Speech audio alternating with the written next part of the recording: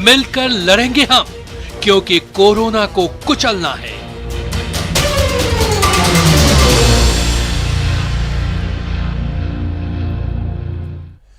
तो बिल्कुल सावधानी ही इसका एकमात्र अब तक बचाव है। एहतियात आप बरते तो सावधान रहेंगे।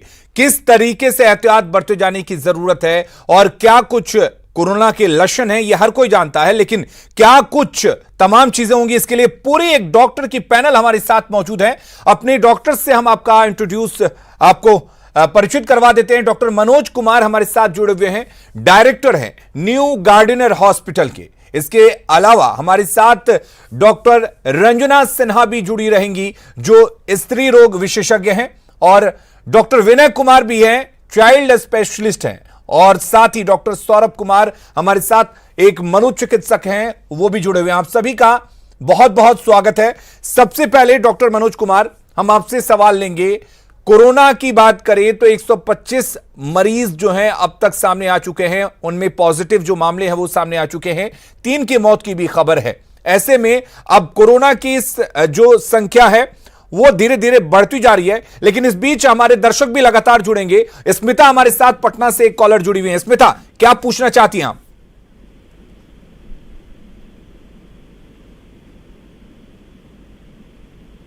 स्मिता, अगर आपको हमारी आवाज मिल रही है तो आप अपनी बात रख सकती हैं, आप अपने सवाल पूछ सकती हैं।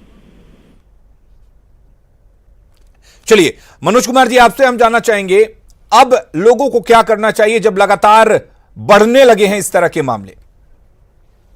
इसमें जो मेन चीज़ है, सबसे पहले तो जैसा आपने बताया कि बचाव, लोगों के बीच में अवेयरनेस फैलाना आज के दिन में हम सभी लोगों की ड्यूटी है, चाहे हम डॉक्टर्स हों या जिस क्षेत्र के जो भी इम्पोर्टेंट लोग हैं, उनको चाहिए कि ये सिर्फ बचाव के बारे में बताएं और इसके पैनिकी फैलाने की आवश्यकता नहीं है कि बहुत घातक है या प्रॉब्लम इससे ज़्यादा बढ़ेगा, क्योंकि ये सिंपल जो और वायरल डिजीज़ है ये लगभग उसी तरह का इसका रूप है। इसमें इम्पॉर्टेंट चीज़ ये है कि आज के डेट में ये जो इन्फेक्शन है वो हमारी कम्युनिटी में ना फैले, इससे बचाव की आवश्यकता है। चलिए डॉक्टर साहब, आपके पास हम लौटेंगे। हमारे साथ अंकित एक दर्शक जुड़ गए हैं बनारस से। अंकित, पूछिए, क्या पूछना चाहते हैं आप? बनारस में भी है क्या? जी अंकित, आप अपने टेलीविजन की आवाज को कम कीजिए और अपनी सवाल को पूछिए। हेलो जी जी जी सर, मैं ये पूछ रहा हूँ, इसका बनारस में ही प्रकोप है क्या? चलिए डॉक्टर साहब, ये हमारे एक दर्शक बनारस से जुड़े हुए हैं, असल में ये जानना चाहते हैं कि बनारस में भी इसका क्या प्रकोप है, क्या खतरा है, कहां कहां इसका खतरा है, ये थोड़ा बता दें। देखिए, ये पूरे वर्ल्ड की बात है, इसमें हमारा पटना बनारस सभी आते हैं, लेकिन इसमें मैं फिर बोलूँगा आपको कि इसमें डरने की आवश्यकता नहीं है, इसमें लोगों को बचने की आवश्यकता है। तो मेरा आपसे यही आग्रह होगा कि जहाँ भी सोशल गैदरिंग हो रहा है, जहाँ लोगों की भीड़ है, अगर बहुत ज़रूरत नहीं हो तो वहाँ जाने से बचें। और दूसरा जो आपको बार बार बताया जा रहा है, टीवी चैनल से बताया जा रहे हैं, सारे लोग बता रहे हैं कि प्रॉपर वे में अपने हैंड वॉशिंग को करते रहें, और सिंपल हैंड वॉशिंग, इसीलिए कोई बहुत ज़्यादा सैनिटाइजेशन की आवश्यकता नहीं है कि मेरे पास सैनिटाइजर चाहिए, मास्क चाहिए, सबसे बचने की नहीं। आपको मेनली है हैंड वॉशिंग, और जहाँ तक हो सोशल गैदरिंग से बचें, वो आपको काफ़ी हद तक सहायता। चलिए, विश्वनाथ प्रसाद हमारे साथ नागपुर से एक कॉलर जुड़े हैं। हम अपने दर्शकों से सबसे पहले लगातार ये अनुरोध करेंगे कि जब वो अपने सवाल को पूछें या अपनी बातों को रखें तो अपने टेलीविजन की आवाज जो है, वॉल्यूम जो है वो कम रखें, उनकी आवाज सीधे हम तक पहुंचेगी और साफ तौर पर पहुंचेगी। विश्वनाथ, कहिए, क्या कहेंगे आप? सर, मैं एक पूछ रहा था कि जैसे अभी सरकार स्कूल कॉलेज जो भी पब वगैरह सब बंद कर दिया गया है, हम लोग सरकारी कर्मचारी हैं तो हम लोग भी तो जाते हैं ऑफिस, वहाँ पर न हाथ सैनिटाइज करने का कुछ है, न साबुन का कुछ व्यवस्था, तो हम लोग कैसे बचे? सरकार इसके लिए क्या करेगी? चलिए, ये सरकार से सवाल है, लेकिन डॉक्टर सौरभ कुमार हमारे साथ एक मनोचिकित्सक जुड़े हुए हैं, उनसे हम इसका जवाब लेंगे। इस तरह की सिचुएशंस कई एम्प्लॉयज के साथ है, तो ऐसे में एम्प्लॉयज पैनिक ना हो, किस तरीके से अपना बचाव करें? सौरभ जी। देखिए, सरकार पूरी तरह से कोशिश कर रही है कि हर जगह पे ये व्यवस्था कायम की जाए कि सैनिटाइज़र और मास्क मिले, पर लार्ज स्केल पे, इतने लार्ज स्केल पे इतना बड़ा पॉपुलेशन है हमारा, उसमें कुछ समय लग सकता है। ये समझने से, सर ने बताया, ये समझना बहुत आवश्यक है कि इसकी जो आज तक जितने केस हुए हैं उसमें कुल मिला के मोर्टेलिटी रेट मात्र 3.4% है, जो पहले के कई वायरल डिजीजेस से कम है। तो इसमें इतना घबराना और इतना परेशान होने की आवश्यकता नहीं है। सिंपल परहेज, अगर मान लीजिए आपके पास मास्क नहीं है तो आप रुमाल भी डाल सकते हैं अपने नाक पे। अगर सैनिटाइजर नहीं है तो जो साबुन है उसका इस्तेमाल कर सकते हैं अपने हाथ को धोने के लिए। जो नॉर्मल प्रिकॉशन के मेजर्स बताए गए हैं कि लोगों से थोड़ा जिसको सोशल डिस्टेंसिंग कहते हैं। और हमारे साथ पटना से दर्शक जुड़ गए हैं। डॉक्टर साहब, चूंकि लगातार फोन आ रहे हैं, लोगों में उत्सुकता है जानने की कि क्या कुछ चल रहा है। जी पूछिए, क्या पूछना चाहते हैं आप? हेलो,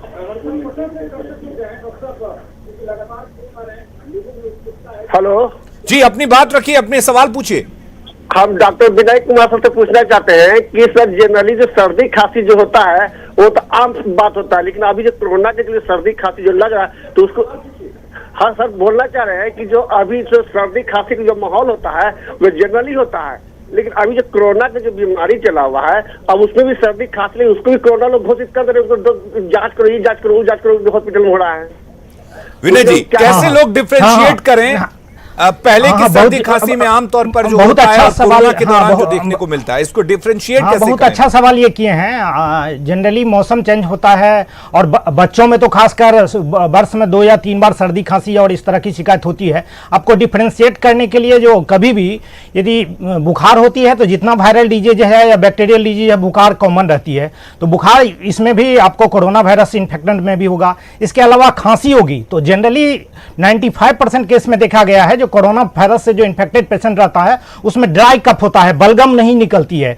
आपको कभी भी खांसी जो होगी उसमें बलगम नहीं निकली गई, और साथ ही साथ रनिंग नोज जो होता है ये शिकायत नहीं मिलती है। लेकिन रेस्पिरेटरी डिस्ट्रेस या ब्रीथलेसनेस, ये सांस लेने में दिक्कत की शिकायत जो है, ये डिफरेंशिएटिंग फीचर है। कोई भी वायरल या आपको बैक्टीरियल इन्फेक्शन होगा तो फीवर, हेडेक, कफ, ये सब तो कॉमन रहती है, लेकिन तुरंत जल्दी में, जैसे कि इंक्यूबेशन पीरियड इसका 2 से 14 दिन होता है, तो आपको 2 या 3 दिन में ब्रीथलेसनेस की शिकायत नॉर्मली वायरल डिजीज में नहीं पाई जाएगी, लेकिन इसमें आपको मिल सकती है ब्रीथलेसनेस की शिकायत। और यदि आपको कफ भी आए, फीवर आए और ब्रीथलेसनेस की शिकायत आए तो आप, ऐसा नहीं है जो सबको कोरोना इन्फेक्शन ही हो, बहुत सारे डिजीज है, बहुत सारे वायरल डिजीज है। विनय जी, एक और कॉलर हमारे साथ निशा जुड़ी हुई हैं पटना से। निशा, अपनी बात रखिए। जी, ये क्वेश्चन डॉक्टर सौरभ कुमार के लिए था। सर ये बताएं कि बहुत सारा न्यूज आ रहा है व्हाट्सएप पे और फेसबुक पे कि ये करें वो करें, बहुत पैनिक हो रहा है। क्या किया जा सकता है, क्या विश्वास करें, नहीं करें, कैसे हैंडल करें, वो बताएंगे जरा सर?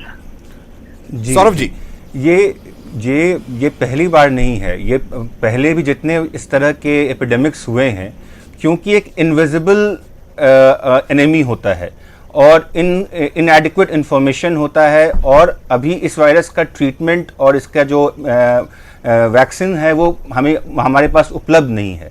उस वजह से इंफॉर्मेशन का एक खालीपन हो जाता है, जिसको सोशल मीडिया में अलग अलग तरह के अलग अलग बात कह के कि इस तरह से इनका ये उपचार हो सकता है, गलत तरह की इंफॉर्मेशन मिलते हैं। तो जब आप जो भी इंफॉर्मेशन लेते हैं ये जरूर देखें कि उसका स्रोत कहाँ है। किसी सरकारी संस्थान जैसे WHO का कोई इंफॉर्मेशन है उस पर विश्वास करें, या आपके सरकार ने कोई नोटिफिकेशन जारी किया है या कोई इंफॉर्मेशन दिया है उस पर विश्वास करें, ना कि कोई भी मैसेज फॉरवर्ड आके व्हाट्सएप पे आ जा रहा है या कुछ आ जा रहा है उस पर विश्वास करें। चलिए, पटना से एक और दर्शक सौरभ जी हमारे साथ जुड़ गए हैं, गोपाल जुड़े हुए हैं। गोपाल जी, आप सवाल पूछ सकते हैं।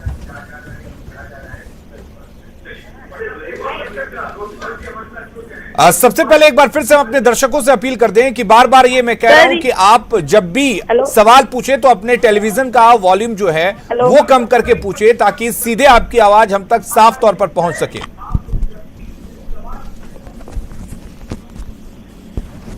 हेलो जी, सवाल पूछे।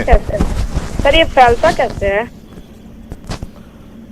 हाँ फैलता है। जहाँ तक बात है ये वायरल इन्फेक्शन है और कोई भी इन्फेक्टेड पेशेंट है उसी के कांटेक्ट में आने से या कोई जो सामान है जो कि वायरल से इन्फेक्टेड है जो कोरोना वायरस से उससे आप कांटेक्ट में आइएगा तभी ये फैलती है।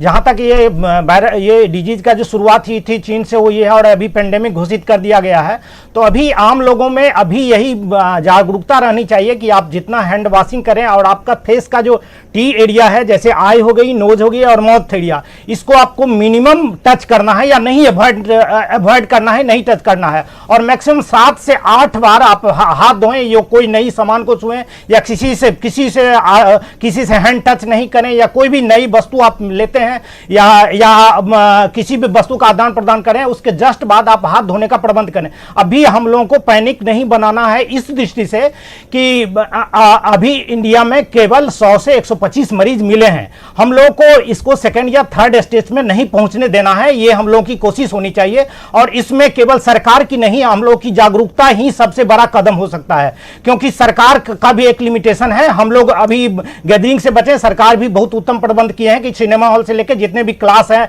जितने भी गैदरिंग है उसको बंद कर दिया गया है। आप बाहर जी हमारे साथ हमारे एक और मेहमान जुड़ चुके हैं, डॉक्टर ए.के. झा, कार्डियोलॉजिस्ट हैं। सर आपका स्वागत है। और साथ ही हमारे साथ एक दर्शक भी जुड़ गई हैं। जी बताइए, आप क्या पूछना चाहती हैं?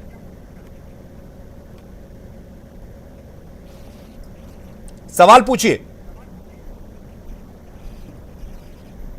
बच्चों में भी हो सकता है क्योंकि मेरे 4 साल के बच्चे हैं, लड़का है और उसको जो है खांसी और फीवर दोनों साथ में आया है। हाँ, बच्चों में होने का जो है एक ही कारण होता है, यदि संक्रमित व्यक्ति के संपर्क में क्लोज कांटेक्ट में बच्चा संक्रमित जो है, अभी बाहर से ही लोग जो है, अपने देश में संक्रमण का वैसा नहीं है कुछ, जो बाहर से आए हुए हैं लोग उनके संपर्क में जो लोग आ रहे हैं, जैसे इटली से हुआ, वुहान से हुआ, इस सब जगहों से जा रहे हैं और वो बच्चे के क्लोज कांटेक्ट में है। एक बच्चा जो है उसमें रिपोर्ट हुआ, लेकिन अपने देश में अभी इस तरह की कोई बात नहीं है।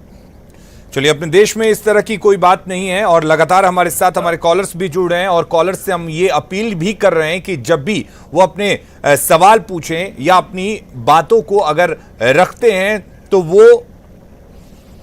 और हमारे साथ पटना से एक और हमारी दर्शक जुड़ चुकी हैं। जी सवाल पूछिए आप।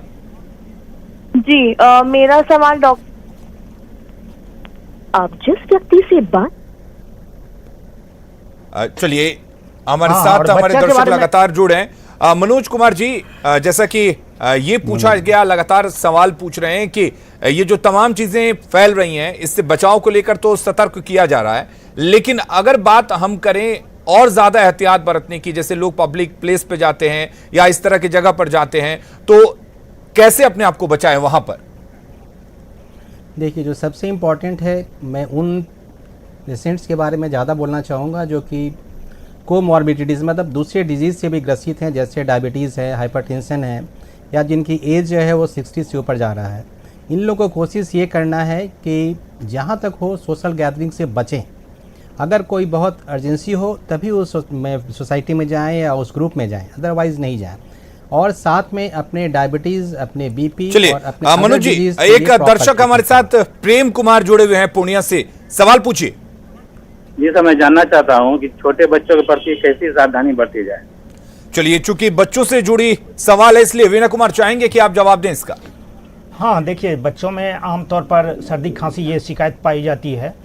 तो और जहाँ तक अभी तक फरवरी 11 तक चाइना में 75,000 केस मिला, जिसमें कि केवल एक मोर्टिलिटी हुई बच्चों का, वो भी लेस देन 10 ईयर में अभी तक मोर्टिलिटी नहीं मिला है। ये बहुत अच्छी बात है। एक्चुअली बच्चों में कुछ दूसरे तरह से ये कोरोना बिहेव कर रहा है, क्योंकि बच्चों में जो इम्यूनिटी होती है वो मैच्योरिटी स्टेज में होता है और वो बहुत एग्रेसिव बिहेवियर करता है। इसलिए बच्चों में बहुत पैनिक नहीं करना है। यदि बच्चा इन्फेक्टेड भी होते हैं तो केवल 5 to 10% केस में वो सीवियरिटी के स्टेज में पहुंच पाता है और अभी तक मोर्टिलिटी बहुत कम देखा गया है। और जितने केस अभी तक मिले हैं 1 से 1.5 लाख पूरे वर्ल्ड वाइड, तो केवल 2% बच्चा यानी कि बच्चों में बहुत ज्यादा खतरा नहीं है। नरेश कुमार हमारे साथ एक दर्शक जुड़े हुए। नरेश जी, अपना सवाल पूछिए।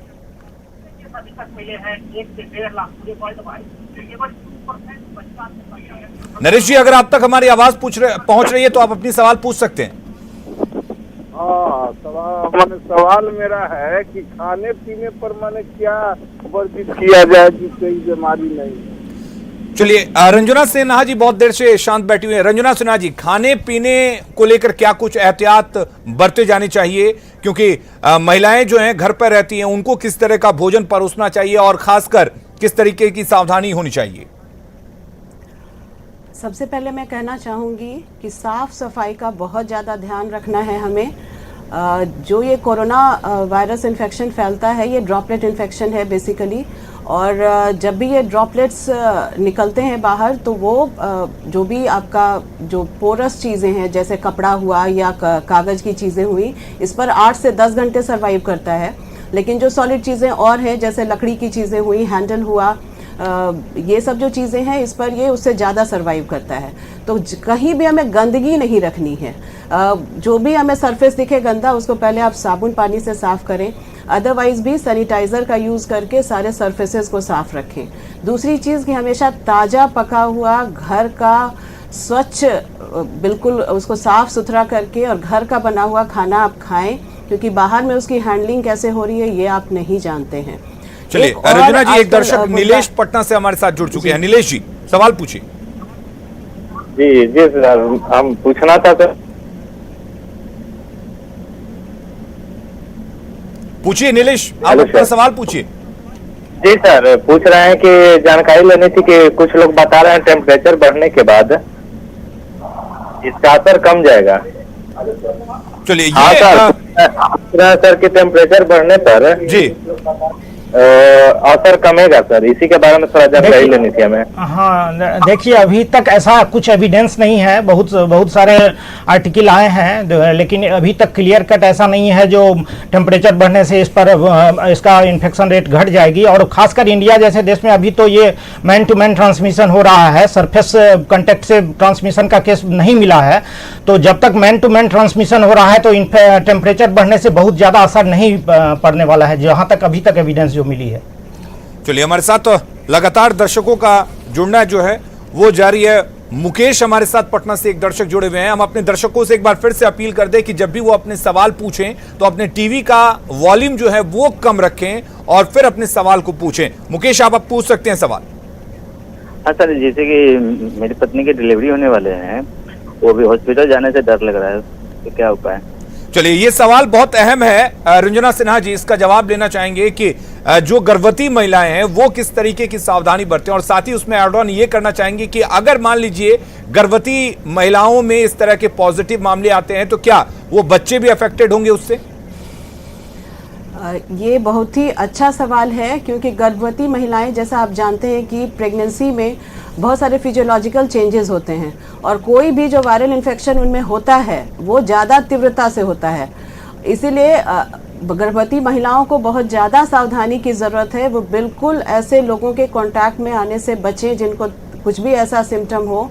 अपने आप को घर पे आइसोलेट करके रखें, और अगर जो कुछ भी कोरोना वायरस से बचाव के तरीके हैं, जैसे बार बार हाथ धोना, 20 सेकंड कहते हैं कि साबुन पानी से आप हाथ धोइए, सैनिटाइज़र का उपयोग करना, अपने घर के आसपास की साफ़ सफाई तो रखनी ही है, साथ ही ये सब भी करना है। अगर उन्हें हॉस्पिटल जाना है चेकअप के लिए तो बहुत सैनिटाइज़र लेकर जाएं, कोई भी चीज़ छुएं सैनिटाइज़र हाथ में लगाएं। अब मास्क का यूज़ कर सकती हैं, जो 3 लेयर्ड मास्क या N95 मास्क तो आजकल अवेलेबल इतनी ज़्यादा मात्रा में हो नहीं पा रहा, मास्क का यूज़ करें। और अगर एक बात और बहुत इम्पॉर्टेंट है कि अभी तक गर्भवती महिलाओं में जितने बच्चे हुए हैं, जैसे एक रिपोर्ट आई है 18 बच्चों के, जो गर्भवती महिलाओं के बच्चे हुए इस पीरियड में, तो किसी बच्चे में संक्रमण का कोई लक्षण नहीं पाया गया। इनफैक्ट जो उनका जो एमनियोटिक फ्लूइड होता है, जो कि बच्चे गर्भाशय में जो एमनियोटिक फ्लूइड जिसमें बच्चा होता है, उसमें भी कोरोना वायरस के संक्रमण का कोई असर नहीं दिखा।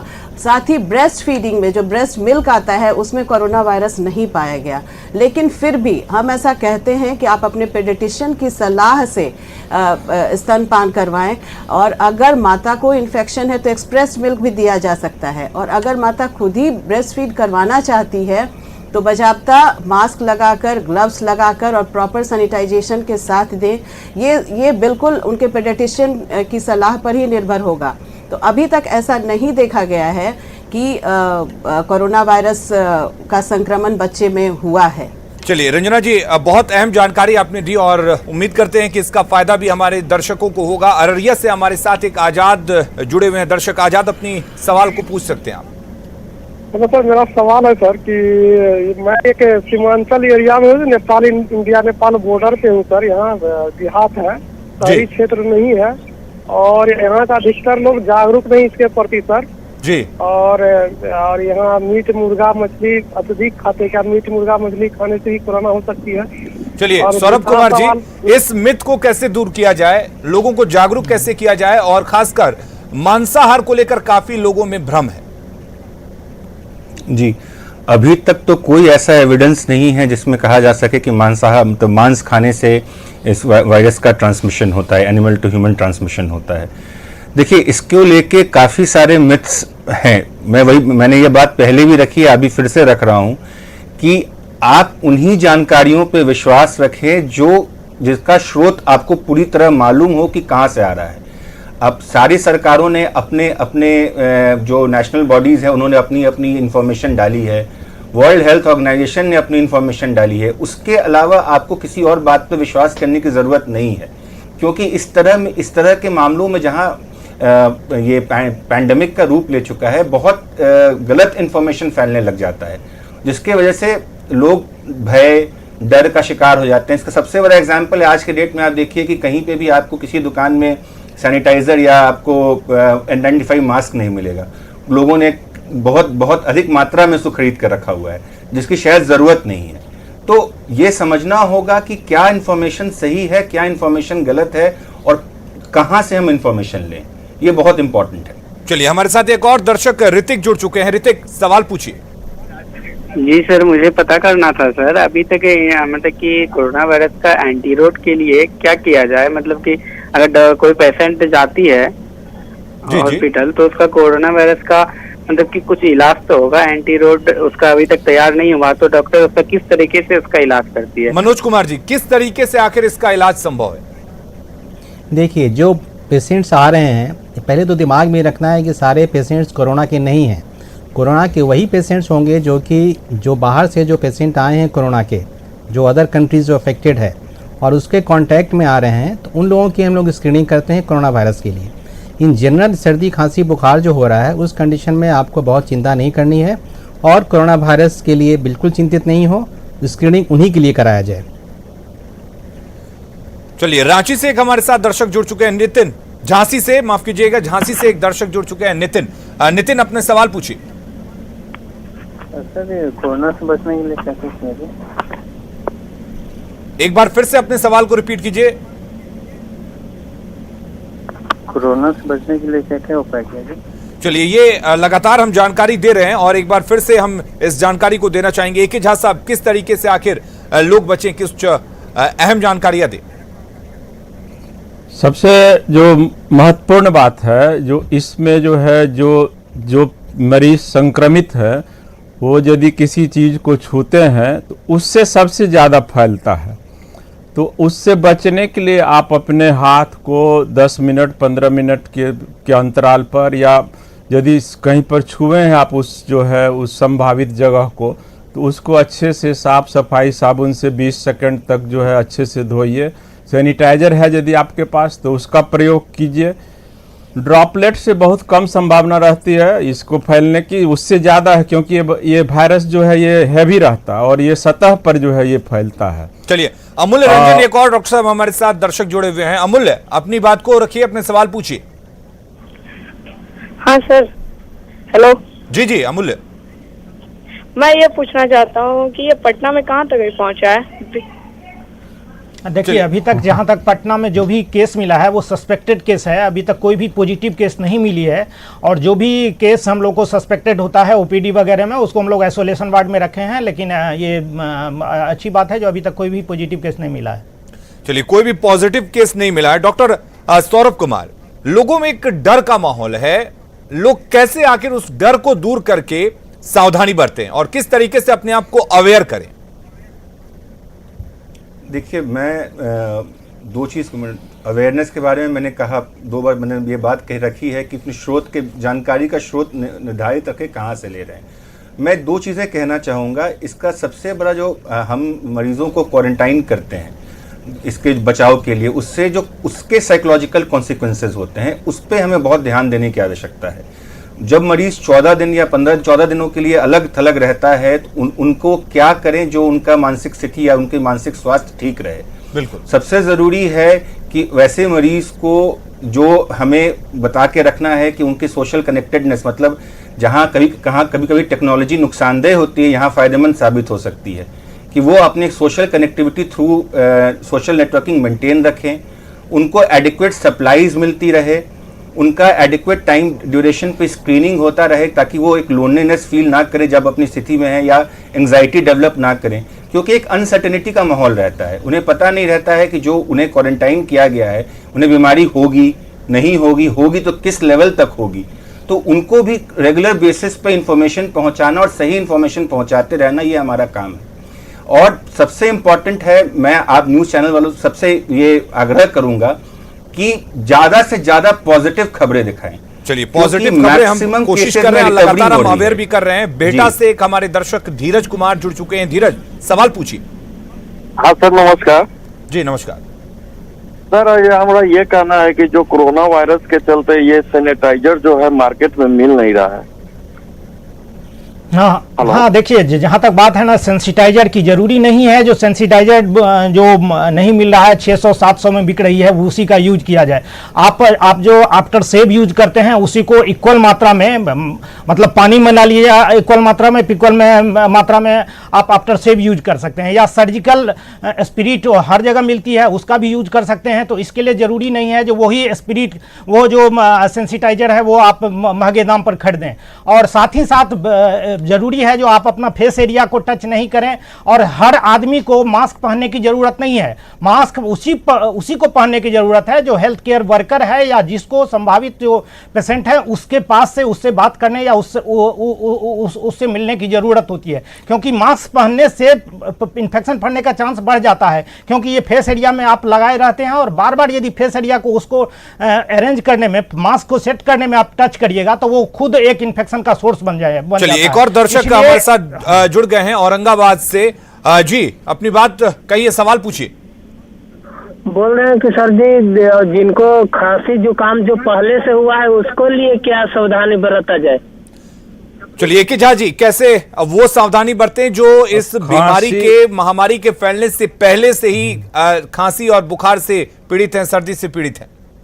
पहले तो ये भ्रम हटाना है जो हर एक खांसी कोरोना नहीं है, हर एक सर्दी कोरोना नहीं है, हर एक बुखार कोरोना नहीं है। ये यदि कि उस प्रभावित व्यक्ति के संपर्क में आने के बाद जो है, यदि आपको इस तरह का लक्षण आ रहा है, कुछ बुखार हो बहुत ज़्यादा, उसके साथ साथ जो है जोरों में दर्द हो, खांसी हो, तो बहुत ही कम संभावना है जो आप कोरोना से प्रभावित हुए हों भारतवर्ष में जो है। और यदि इसका लक्षण दिख रहा हो तो उसका जांच जो है अपने बिहार राज्य में, अपने पटना में जो है RMRI में हो रहा है। अभी उसका जांच करवा करके उससे आप उससे संतुष्ट हो सकते हैं जो हमको कोरोना है कि नहीं। लेकिन आप ये फिर दोबारा दोहरा रहे हैं जो हर एक खांसी, हर एक छींक और सर्दी और हर एक बुखार जो है वो कोरोना नहीं है। चलिए, डॉक्टर सौरभ कुमार, कई बार ऐसे मामले भी सामने आए हैं जब देखा गया है कि अगर किसी संदिग्ध को पकड़ा जाता है या उसे जांच के लिए लेकर जाया जाता है तो वो भाग जाता है। इस तरह की खबरें आई हैं, तो आखिर ये डर क्यों, और उस डर को कैसे लोग दूर करें? जी, ये डर से ज़्यादा स्टिग्मा है। जब किसी व्यक्ति को ये लेबल लग जाता है कि उसको कोरोना वायरस की वजह से क्वारंटाइन किया जा रहा है, तो लोगों को उसके प्रति देखने का नज़रिया भी बदल जाता है। इस बात से सामने वाले व्यक्ति को लगता है कि अगर मुझे पहचान लिया जाए कि मुझे कोरोना वायरस है तो मुझे समाज में एक तरह से थोड़ा अलग थलग रखा जाएगा। ये डर का कारण बनता है। दूसरा, किसी को पसंद नहीं है कि 14 दिनों के लिए आप पूरे दुनिया से कट के अलग एक जगह पर रहें। इसमें उस इंसान को बहुत ज़रूरी है समझाना कि वो राइट इन्फॉर्मेशन दे के कि वो समाज के हित में ये काम कर रहा है और उसे एक हीरो के रूप में प्रेजेंट किया जाए कि उसने समाज के हित में ये काम किया है कि वो अपने आप को क्वारंटाइन करने के लिए तैयार हो गया है। तो ये बहुत ज़रूरी है कि सही इन्फॉर्मेशन पहुंचाना, उसको अलग थलग नहीं करना और उसको एक रेस्पेक्टेबली उसको बताना कि हाँ ये मतलब ये व्यक्ति ने अब समाज के हित में ये काम किया है। चलिए सौरभ जी, एक दर्शक हमारे साथ जुड़ गए हैं बेतिया से, नितिन सवाल पूछिए। सर मैं ये पूछ रहा हूँ कि मैं नेपाल से सर ये नरकटियागंज सटा हुआ है, तो सर इससे मतलब छोटे बड़े जगह में तो इसका संविधान निकाल रहा है, लेकिन छोटे जगह में सर इसका कैसे उपाय हो रहा है? छोटे जगह में तो कुछ जैसे बिहार गवर्नमेंट की तरफ से कुछ उपाय नहीं हो रहा है सर। मनोज कुमार जी। हाँ, इसमें इनका जो सवाल है बहुत ही इम्पोर्टेंट सवाल है। एक सबके दिमाग में बैठा हुआ है कि बड़े शहर में इसका इलाज है, इंतज़ाम है, छोटे शहर में गांव में नहीं है, लेकिन ऐसा नहीं है। ये इंतज़ाम आपके खुद के हाथों में है, इसमें कुछ नहीं करना है, आपको सिंपली बचाव करना है। जो मैं बार बार बोल रहा हूँ कि जहाँ भीड़ भाड़ हो वहाँ नहीं जाएं और प्रॉपर वे में अपने हैंड को, हाथों को साफ़ करें साबुन से, दिन में 10 बार 12 बार करें साफ़। दूसरा मैं एक और चीज़ जोड़ना चाह रहा हूँ जो सबके दिमाग में बैठा हुआ है कि सैनिटाइज़र अगर हम लोग जो यूज़ कर रहे हैं वो सैनिटाइज़र जो है वो सिंपली कॉस्मेटिक है और उसको अगर बार बार हम यूज़ करते रहेंगे तो उसका लेयर पे लेयर जमता जाएगा और वो वायरस जो है उसमें लॉज करेगा। इसीलिए बेटर है कि हम लोग हैंड वॉश करें, साबुन से रगड़ के साफ़ करें, ये सबसे बेहतर है। और हर गांव और हर शहर में ये साबुन अपना वो इंतजाम कर सकते हैं, उसके लिए अलग से कुछ भी करने की आवश्यकता नहीं है। चलिए वाराणसी से एक दर्शक हमारे साथ मोनी जुड़ी हुई हैं। मोनी पूछिए सवाल। हाँ, पूछना था कि ये कोरोना का जांच होता है, इसका रिपोर्ट कितने दिन में आता है? चलिए बताइए रंजना सिंह जी, आखिर ये जो जांच होते हैं इसके रिपोर्ट्स कितने दिन में आते हैं? 24 घंटे। 24 घंटे काफ़ी हैं। जो हमारे सरकार के तरफ से भी इसका इंतजाम है और प्राइवेट लैब भी ये जांच कर रहे हैं और 24 घंटे में ये रिपोर्ट आ जाती है। इसके अलावा अगर जब किसी को पता चलता है या किसी को इस तरीके का एहसास होता है कि शक होता है कि उनमें ये बीमारी हो सकती है और वो जांच के लिए जाता है, तो वहां पर क्या उसे आइसोलेट किया जाता है या फिर सैंपल लेकर छोड़ दिया जाता है? सबसे पहले तो अगर किसी को ये शक हो तो उसे प्रॉपर हेल्थ अथॉरिटीज़ को इन्फॉर्म करना चाहिए। बहुत सारे हेल्पलाइन नंबर दिए हुए हैं और बिहार में भी एक नंबर है ये 104 और भी हेल्पलाइन नंबर्स हैं हर जगह के लिए। उस नंबर पे आप इन्फॉर्म करें और प्रॉपर उनसे गाइडेंस लें कि हाँ मुझे कहाँ जाना है और क्या करना है। और चलिए रंजना जी, एक दर्शक पूजा कुमारी शिवहर से जुड़ी हुई है हमारे साथ। पूजा, अपना सवाल पूछिए। सर हमें सवाल ये है कि जो अभी जो महिला सब होती है जो अपने ऑपरेशन करवाती है बच्चा बंद होने वाले जी, ये सवाल है कि अभी इस समय कराए या ना कराएं? कराने से क्या? जी, मेरी ये सलाह है कि कोई भी प्लान्ड इलेक्टिव ऑपरेशन या प्रोसीड्योर अभी आप रुक जाएं कुछ दिनों के लिए जब तक ये प्रकोप है। इनफैक्ट एक सलाह आ रही है इनफर्टिलिटी के पेशेंट्स के लिए जो मैं आपको बताना चाहूँगी कि अगर कोई इनफर्टिलिटी के पेशेंट का भी ट्रीटमेंट चल रहा है और वो अभी प्लान कर रहे हैं कि वो प्रेगनेंसी अभी कंसीव करें, तो एक सलाह आई है जो हमारी जो इनफर्टिलिटी की जो बॉडीज़ हैं, जो सोसाइटीज़ हैं, उनकी तरफ से कि वो भी ट्रीटमेंट तो कंटिन्यू करें लेकिन अभी डिफ़र करें कुछ दिन के लिए। चाहे तो वो अपना ओवम फ्रीजिंग या एम्ब्रियो फ्रीजिंग करवा सकती हैं, लेकिन जो अभी ये आउटब्रेक चला है इस स्थिति में, क्योंकि हमें पता नहीं है, कोई रिपोर्ट नहीं है हमारे पास कि इस कोरोना वायरस का बच्चों पे क्या असर होगा। इतना अभी न टाइम बीता है, न इतने केसेस हमें मिले हैं कि उसकी रिपोर्ट आए कि गर्भस्थ शिशु पर इसका क्या प्रभाव होगा। तो यही सलाह दी जा रही है कि इलेक्टिव जो भी केसेस हैं, जो ऑपरेशन है, उसको आप कुछ दिन के लिए डिफर करें। ठीक है, हमारे साथ ऐश्वर्या सिंह जुड़ी हुई है पटना से एक दर्शक। ऐश्वर्या, सवाल पूछिए। मुझे मनोचिकित्सक से सवाल पूछना था कि मेरी माता जी हैं, वो 60 वर्ष से ज्यादा है एज में। वो काफी बार दिन में हाथ धोने लगे 20 से 25 बार, और उन्हें बहुत घबराहट होती है अगर उनके आसपास कोई जैसे खांसता है या चीखता है तो मतलब ये क्या सही है या कोई डरने की जरूरत है या एज रिलेटेड घबराहट है? कैसे मतलब इसको हम लोग डिफरेंशिएट करें? सौरभ जी। जी, 2004 में जब सार्स का भी इन्फेक्शन ब्रेक हुआ था, जब ये पैंडेमिक का रूप लिया था, उसके बाद देखा गया था कि ये रेगुलर वॉश के बाद कारण जो ये चीज़ें होती हैं, हमारे यहाँ इसको कहते हैं ऑब्सेसिव कंपल्सिव डिसऑर्डर, कि व्यक्ति को हमेशा डाउट होने लगता है कि उसके हाथ में कुछ गंदगी लगी हुई है, कुछ इन्फेक्शन हो गया है। करीबन सार्स के 2 साल 3 साल बाद तक काफ़ी बड़ी संख्या में लोगों में ये पाया गया कि इस तरह के सिम्टम्स देखे जा रहे थे कि वो बार बार अपने हाथ को धो रहे थे, बार बार अपने एक डाउट उनके मन में क्रिएट हो रहा था, और इस चीज़ के इलाज के लिए वो मतलब ये चीज़ एक जिसे हम OCD कहते हैं उसका भी एक सर्टेन परसेंटेज बढ़ा था पॉपुलेशन में उस प्रोविंस में। तो मैं अभी फ़िलहाल तो यही कहूँगा कि ये अक्यूट स्ट्रेस है, इसके लिए अभी कुछ घबराने की बात नहीं है। आप किसी मनोचिकित्सक से सलाह ले सकते हैं कि वो एक रीअश्योरेंस मिल सके उनको, कोई दवाई की आवश्यकता नहीं पड़ेगी इस पॉइंट ऑफ टाइम पे। लेकिन अगर ये परसिस्ट करता है तो हो सकता है आगे इसमें कोई दवा देने की भी आवश्यकता पड़े। चलिए, नीरज कुमार हमारे साथ एक दर्शक जुड़े हुए। नीरज, सवाल पूछिए। प्रणाम सर। जी प्रणाम सर, हम बोल रहे थे हम पटना में सर निजी लॉज में रहते हैं, तो सर लॉज वॉज भी खाली करवाया दिया। चलिए, इसकी जानकारी मनोज कुमार जी, क्या इस तरीके की जरूरत है कि जो बहुत सारे स्टूडेंट्स पटना में लॉज वॉज में रहते हैं तो लॉज वॉज भी खाली कराने की जरूरत पड़ सकती है? बेहतर है कि इसमें अगर बच्चे लॉज में रह रहे हैं अभी तो उनको कुछ दिन के लिए ज़रूर बाहर घर पे चले जाना चाहिए, क्योंकि जहाँ भी भीड़ भाड़ होगा वहाँ पे प्रॉब्लम्स बढ़ने की संभावना ज़्यादा रहती है। तो अगर हो सके तो वो घर पे चले जाएं और वापस जब गवर्नमेंट की तरफ से सारा चीज़ ख़त्म हो जाता है कोई रिस्ट्रिक्शन, तो उसके बाद वापस आके वो रह सकते हैं। लेकिन इस दौरान अगर बच्चे वहाँ रुकते हैं तो इतने सारे लड़कों के साथ लॉज में कई तरह के हाइजीन की समस्याएं भी होती हैं। अगर मान लीजिए उनको रहना पड़ता है किसी मजबूरीवश, तो क्या कुछ वो सावधानी बरतें? फिर उस कंडीशन में जो पहले बताया गया था कि हैंड वॉशिंग करना, एक दूसरे से मेंटेन करना डिस्टेंस थोड़ा सा, कभी भी कॉमन जो टॉवेल्स होता है उसको यूज़ नहीं करना, क्लोथ्स है, चादर हैं, उन सब का अपना बिल्कुल अलग डिफरेंट वे में रखना। और अगर कोई सर्दी खांसी का भी पेशेंट है तो कोशिश करें कि सर्दी खांसी पेशेंट को थोड़ा दूर रहें। अदरवाइज़ कुछ खास नहीं, जो प्रिवेंशन है वो सबके लिए, वही इनके लिए भी करना है। चलिए, हम अपने अगले दर्शक से जुड़ेंगे, लेकिन उसके पहले एक जानकारी दे दें छात्रों के लिए। 4 बजे हमारे साथ एक और पैनल मौजूद रहेगा जो छात्रों को, स्टूडेंट्स को गाइड करेगा कि आखिर उन्हें इस हालात में क्या कुछ करना है, अपने पढ़ाई को कैसे जारी रखना है, किस तरीके की सावधानी बरतनी है, और तमाम चीजों के बारे में उनको जानकारी देगा। तो हमारे ऐसे स्टूडेंट्स या उनके पेरेंट्स 4 बजे हमारे इस खास कार्यक्रम में जुड़ सकते हैं। फिलहाल हमारे साथ एक दर्शक कटिहार से जुड़े हुए हैं, अमरजीत। अमरजीत, सवाल पूछिए।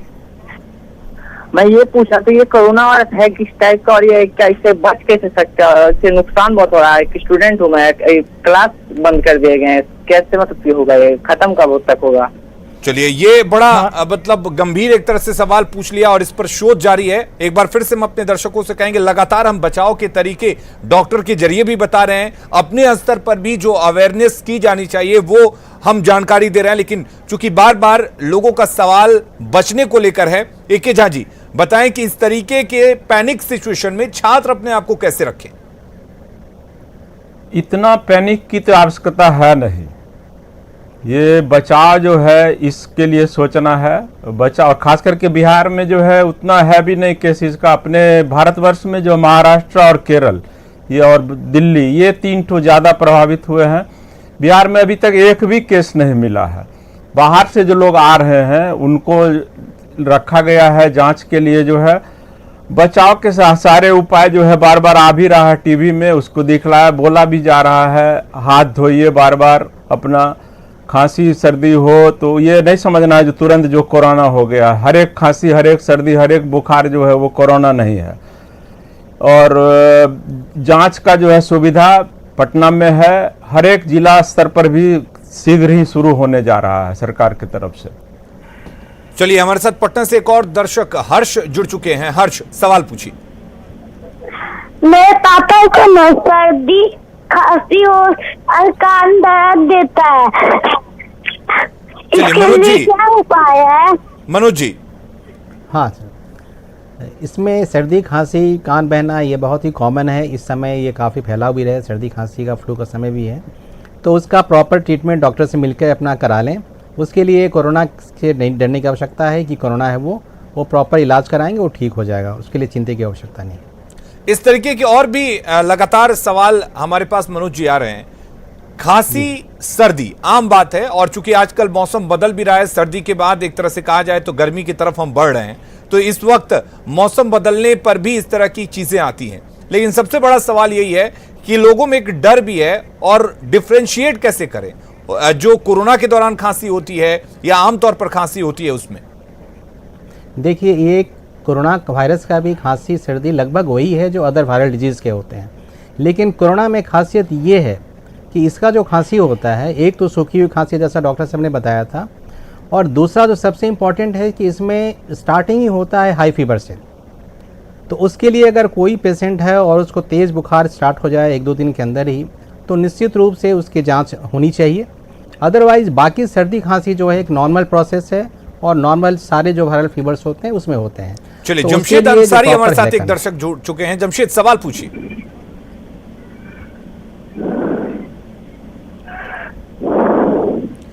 जमशेद, आप अपने सवाल पूछ सकते हैं, अपने टीवी का वॉल्यूम कम कर दीजिए और सीधे सवाल पूछिए।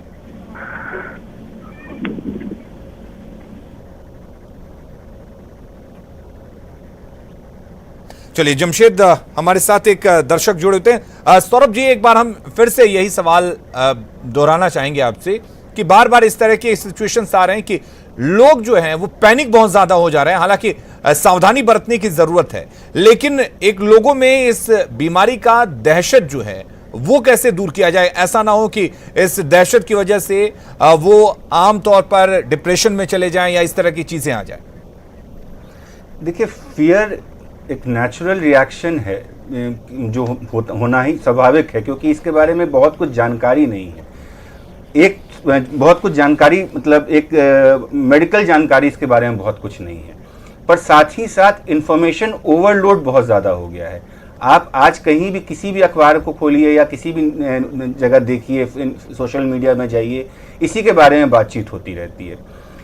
इससे बचने का मैंने बार बार कहूँगा कि इससे बचने का सबसे ज़रूरी सबसे बेहतर तरीका है कि आप ज़्यादा से ज़्यादा उन्हीं लोगों पे विश्वास करिए, उन्हीं स्रोत पे विश्वास करिए जो एक ऑथेंटिक है, और उन्हीं डॉक्टरों से सलाह लीजिए, ना कि जो कॉमन थ्रेड चलता है सोशल मीडिया में, जहाँ कुछ भी, जैसे मुझे याद है कुछ दिन पहले एक थ्रेड आया था जिसमें लिखा था कि अल्कोहल पीने से कोरोना वायरस की इन्फेक्शन होने की संभावनाएं कम है। इस तरह के भी मिथ बहुत सारे फैल जाते हैं। तो मेरा सिर्फ इतना ही कहना है कि एंजाइटी होगी, पैनिक होना स्वाभाविक है इस चीज में, ये कोई बीमारी नहीं है। इसको दूर करने के लिए सौरभ जी, एक दर्शक हमारे साथ मुंगेर से जुड़ गए हैं, उनका सवाल ले लेते हैं। पूछिए सवाल। हेलो डॉक्टर साहब जी, पूछिए सवाल। कोरोना से बचने के लिए क्या कौन सा हैंड वॉश यूज कर सकता हूँ? चलिए, ये जी, और एक सवाल और था, ये क्या मतलब चिकन वगैरह जो इतना अफवाह हो गया, वो क्या चिकन सही में मतलब चिकन में कुछ है क्या कि चिकन खाने से कुछ हो सकता? मनोज कुमार जी, इसका जवाब दीजिए कि क्या मांसाहार अपनाया जा सकता है इस दौरान? ये बहुत ही मतलब लोगों के बीच में गलत भ्रांतियाँ फैली हुई है कि नॉनवेज नहीं खाना है, चिकन नहीं खाना है, ऐसा कुछ भी नहीं है। हम लोग का जो कुकिंग मीडिया जो है, जो टेम्परेचर हम लोग यूज़ करते हैं चिकन या नॉनवेज किसी बनाने में, उतना ज़्यादा टेम्परेचर होता है कि उसमें किसी भी तरह का कोई वायरस, कोई बैक्टीरिया, कोई प्रॉब्लम नहीं होगा। उसी लिए आप आराम से खाएं, उसमें कोई इशू नहीं है, आप ले सकते हैं। दूसरा, इन्होंने कहा सैनिटाइज़र के बारे में, मैं फिर बोलूँगा कि सैनिटाइज़र के लिए बहुत ज़्यादा परेशान ना हो, वो सिंपल एक छोटा सा साबुन खरीदें, उस साबुन को यूज़ करते रहें बार बार, और वही काफ़ी है उनके बचाव के लिए। यानी कि जो आमतौर पर मनोज जी जो मार्केट में हैंड वॉश या सैनिटाइजर की बात कही जा रही है और इसको लेकर लोग तलाश रहे हैं, कई जगह स्टॉक आउट भी हो गया है, इसकी ज़रूरत नहीं है? बिल्कुल नहीं सर, इसके लिए कोई ज़रूरत नहीं है। इसके लिए आराम से आप कोई भी सैनिटाइजर, जैसा डॉक्टर साहब ने बोला कि आप सिंपल सर्जिकल स्प्रिट जो है उसको यूज़ कर सकते हैं, और कॉस्मेटिक्स जो बने हुए हैं सैनिटाइजर, उसका कोई मतलब नहीं है, उसको यूज़ करने से कोई फ़ायदा भी नहीं है। दूसरी चीज़ है, जो ये भ्रांति जो है ना, जो आम पब्लिक में जो कोरोना हुआ तो मृत्यु हो जाएगी, ये अवधारणा को सबसे पहले ख़त्म करना होगा। क्योंकि अभी तक जितने भी हमारा सार्स या मर्स का इंस्पेक्शन हुआ था, मोर्टेलिटी 34%, 10% था, इसका मोर्टेलिटी 3 to 3.5% है। और तो उस केस में वैसे ही मरीज की मृत्यु होती है जिसका इम्यूनिटी पहले से कमज़ोर है। ऐसा नहीं है जो वो कोरोना क्या दूसरा भी कोई इन्फेक्शन होता है या दूसरा कोई बीमारी होगी तो उस मरीज को मृत्यु की संभावना ज़्यादा है, जिसकी इम्यूनिटी मजबूत है। इसलिए अच्छा खान पान का सेवन करें, विटामिन विटामिन सी का ज़्यादा सेवन करें, आंवला या नींबू का सेवन करें, अपना हेल्दी फूडिंग करें, अपना हैंड वाशिंग रखें। और बच्चे में और एडल्ट में, एडोलेसेंट में अप टू 50 ईयर में तो इसका मोर्टेलिटी रेट बहुत कम है। चलिए, इसलिए ज्यादा पैनिक बनने की और घबराने की आवश्यकता नहीं। दर्शक रीना जुड़ी हुई हैं। रीना, सवाल पूछिए। सवाल था, हेलो जी जी, मेरा सवाल था सर, पटना में कहाँ पे सेंटर उपलब्ध है? चलिए मनोज जी, इसकी जानकारी अगर दे सके हमारे दर्शकों को कि पटना में कहां पर इस तरह के सेंटर्स उपलब्ध हैं जो अगर कोई शक के दायरे में आता है उसको लेकर जाया जा सके या खुद जांच के लिए जाए। देखिए, इसके लिए गवर्नमेंट ने जो बनाया हुआ है, एक तो RMRI में अगम कुआं में है, वहाँ जा सकते हैं, दूसरा एम्स में है और तीसरा PMCH को भी लोगों ने बनाया है वहाँ पे। तो ये 3 जगह मेन सेंटर है जहाँ पर जाकर के वो प्रॉपर में अपना स्क्रीनिंग या टेस्ट जो है वो करा सकते हैं। चलिए, ये 3 जगह है पटना की बात, ऐसे और भी जगह बनाए गए। हमारे साथ दिल्ली से एक दर्शक गुंजन जुड़ी हुई हैं। गुंजन, सवाल पूछिए। मैं एक बैंक में काम करती हूँ और कोरोना के वजह से जो आर्थिक मंदी आई है उसकी वजह से काफी लोगों में घबराहट है। यहाँ पे कुछ लोग तो मतलब अपने पैसे निकाल के, कुछ लोग को जो लॉसेस हुआ उसकी वजह से सुसाइडल टेंडेंसी देखा जा रहा है। तो मतलब ऐसे लोगों को क्या समझाना चाहिए, कैसे इन्हें डील करना चाहिए? डॉक्टर सौरभ कुमार, बहुत अहम सवाल है जी। ये फाइनेंशियल लॉस खास करके उन व्यक्तियों को जिनको सस्पेक्टेड बेसिस पे क्वारंटाइन किया जाता है और वो डेली बेसिस पे जिनका कमाई है, अर्निंग का जरिया है, वो उनको काफ़ी फाइनेंशियल लॉस सहना पड़ रहा है। और प्लस चूँकि सारे संस्थान बंद हैं, उसकी वजह से इकोनॉमिक स्लो डाउन तो हुआ ही है, तो फाइनेंशियल स्ट्रेस हो रहा है। ये मैं फिर से वही कहना चाहता हूँ कि ये चीज़ जो है ये रीअश्योर, अभी इसको मैं कोई बीमारी का रूप नहीं दूंगा, इसको प्रिवेंशन के लिए ये इन्फॉर्मेशन पास करना ज़रूरी है कि ये एक मतलब कुछ समय का, ये बहुत दिनों तक चलने वाली चीज़ शायद नहीं है, ये कुछ समय तक ही चलेगी। और ये लॉकडाउन में आपको घबराने की आवश्यकता नहीं है, बस एक रीअश्योरेंस की, मैं इसको भी एक कोई बीमारी का रूप नहीं मानता हूँ। इसको एक सही जगह से इन्फॉर्मेशन दी जाए और रीअश्योरेंस दिया जाए तो ये चीज़ें अपने आप अभी कम हो जाएंगी।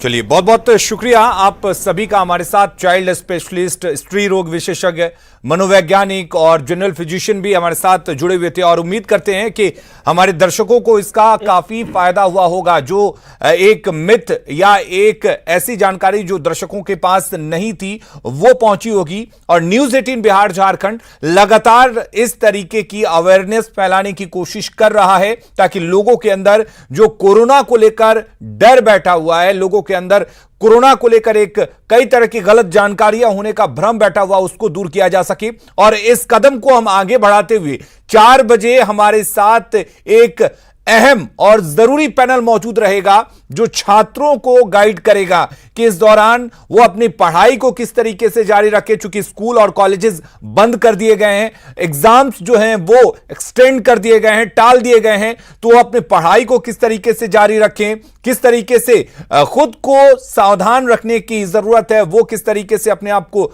अवेयर करें। इन तमाम चीजों के लिए एक पैनल हमारे साथ जुड़ेगा। तो हमारे दर्शक और हमारे साथ जो स्टूडेंट्स इस प्रोग्राम में जुड़ रहे थे वो भी उस वक्त जुड़ सकते हैं और अपनी जानकारी हासिल कर सकते हैं। लगातार खबरों का सिलसिला न्यूज़ 18 बिहार झारखंड पर जारी है, बने रहिए हमारे साथ।